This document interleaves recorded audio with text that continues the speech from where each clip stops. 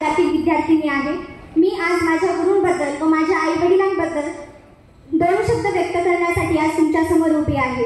जगात सर्व नात्याहून न्यारे आहे नाते गुरु शिष्याचे, जगात सर्व नात्याहून न्यारे आहे नाते गुरु शिष्याचे। झुकून नमन करतात सारे, जिथे इतिहास लिहिले जातात भविष्याचे, जिथे इतिहास लिहिले जातात भविष्याचे। सर्वप्रथम सर्व माझ्या मैत्रिणींना, कळत नकळत ज्ञान देणाऱ्या माझ्या गुरुजनांना, मला जन्म देणाऱ्या आणि माझ्यावर चांगले संस्कार करणाऱ्या माझ्या आई वडिलांना गुरुपौर्णिमेच्या शुभेच्छा देऊन मी माझ्या भाषणाला सुरुवात करते। मैत्रिणींनो, भारतीय संस्कृतीमध्ये गुरुंना ईश्वराचे स्थान दिलेले आहे।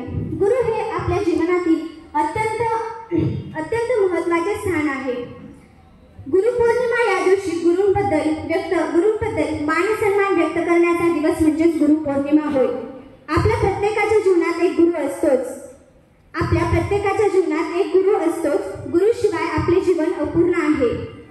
जेव्हा एखादा कुंभार मातीपासून मडकं तयार करत असतो, त्या मडक्याला सुंदर असा आकार देत असतो। ते मडकं कुठं कच्चं तर नाही ना राहिलं ते तपासून पाहत असतो। तसंच शिक्षक विद्यार्थ्याच्या जीवनाला आकार देत असतात आणि आई वडील त्यांच्यावर चांगले संस्कार करत असतात। त्यातूनच एक भावी चांगला नागरिक घडत असतो,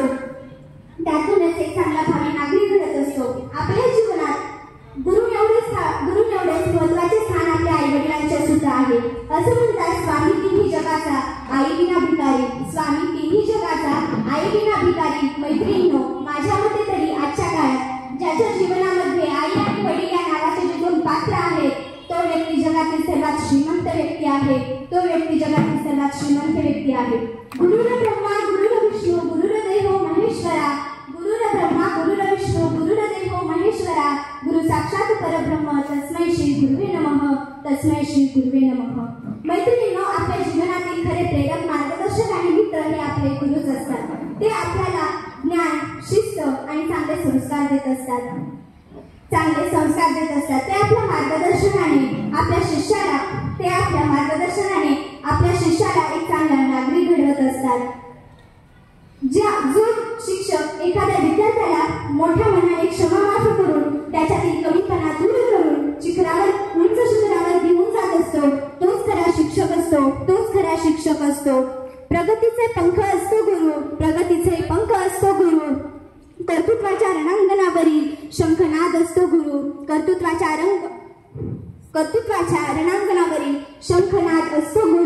गुरु असतो अंधाऱ्या रात्रीची प्रकाशवाद, गुरु असतो चैतन्याची सोनेरी पहाट। एवढे म्हणून मी माझे दोन शब्द संपवते, पण शेवटी जाता माझ्या गुरुजनांबद्दल एक कविता म्हणू इच्छिते। ओळखलत का सर मला पावसात आले कोणी, कपडे होते करदमलेले केसांवरती पाणी। क्षणभर बसला नंतर हसला बोलावरती पाहून, गंगामाई पाहुणी आली केली घरट्यात राहू। माहेर वाशिन पोरी सारखी चार भिंतीत नाचली, मोकळ्या हाती जाईल कशी बायको मात्र वाचली। भिंत खचली चूल विजली होते नव्हते नेले, प्रसाद म्हणून पापण्यावरती पाणी थोडे ठेवले। कारभारणीला घेऊन संगे सर आता लढतो आहे, चिखलगार काढतो आहे, पडकी भिंत बांधतो आहे। खिशाकडे हात जाताच हसत उठला, पैसे नकोत सर जरा एकटेपणा वाटला। मोडून पडला संसार तरी मोडला नाही कणा, पाठीवरती हात ठेवून फक्त लढ म्हणा।